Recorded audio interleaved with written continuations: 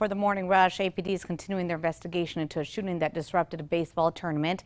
On Saturday, police responded to these shots fired near the Jennifer Reardon Sports Complex and say it appears two juveniles were shooting on the Mesa. The suspects were briefly detained but denied shooting guns in the area. According to the DA's office, no arrests were made because the stop was not lawful. Well, there is some growing concern this morning for UNM students in campus apartments. That's after a shooting at the Lobo Village. Late Saturday night, students say that a party at Lobo Village got out of hand when non-students crashed it. And when students called campus police, they were then told that it would be some time before officers would even show up. Now, many are asking Lobo Village what it's doing now to keep unwanted visitors out. We're still waiting for a response from APD about why it took officers hours to respond to a boy being attacked on the street. The man who called in says he watched the incident unfold on camera, but says police did not respond until 4 o'clock in the morning. APD did send a news release with a description of the suspect's vehicles. Erica. Here's a look at our hourly forecast. Temperatures are starting in the upper 60s this morning. We'll warm up quickly again today with mid-70s by 9 a.m. and lots of sunshine. The suspect in a murder at the Northeast Albuquerque apartment complex is waking up behind bars as the state is pushing to keep him there until trial.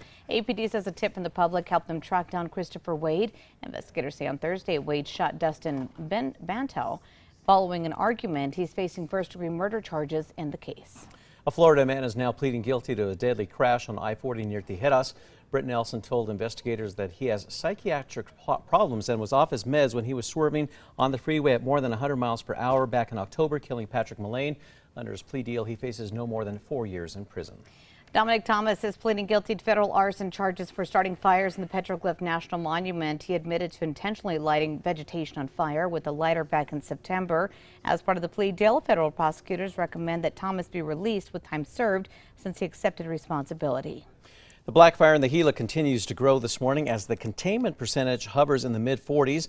That fire is now more than 312,000 acres in size, just a few thousand acres shy of overtaking the Hermit's Peak Calf Canyon fire and possibly becoming the largest wildfire in state history. The midnight fire northeast of El Rito in Rio Arriba County has reached nearly 4,000 acres. At last check, most surrounding communities are in ready or set status, with just a couple of pockets closest to the fire ordered to evacuate. Crews are focusing on building containment lines on the east and west sides. That fire is still 0% contained. Containment on the Hermit's Peak Calf Canyon fire recently jumped another 3%. Fire managers say that might not sound like much, but given the size of the fire, that actually equals nearly 10,000 more acres contained. The fire has now burned more than 320,000 acres. Erica. And here's a look at our threat index. It's moderate today. We will see some very hot temperatures south over 100 degrees and extreme fire danger in northern New Mexico. On day 2 of the historic hearings, the U.S. House Select Committee worked to unravel former President Trump's false claims of winning the 2020 election.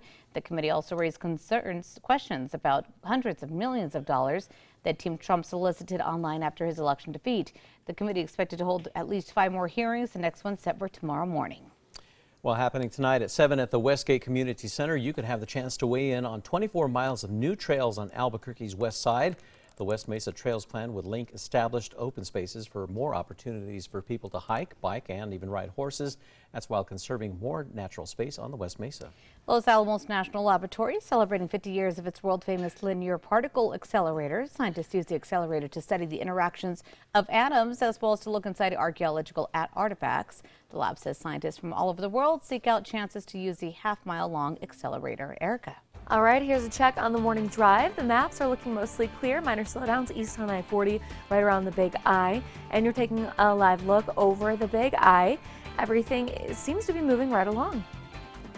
One of the chimps at the biopark is now celebrating a big birthday. Elaine turned 46 years old yesterday. Over the weekend, primate keepers, they decorated the chimp's habitat with some ice cakes and other enrichment items, which she seemed to enjoy. Happy birthday, Elaine. Happy birthday, Elaine. Time now for the 5 facts. At number 5, Los Alamos National Laboratory is celebrating 50 years of its world-famous linear particle accelerator. Scientists use the accelerator to study the interactions of atoms as well as looking inside archaeological artifacts.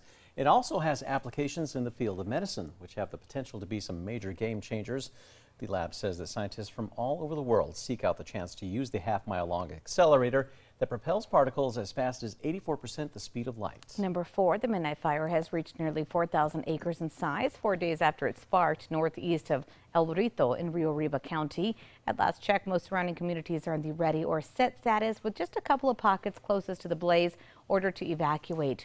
Crews are focusing on building containment lines on the east and the west sides.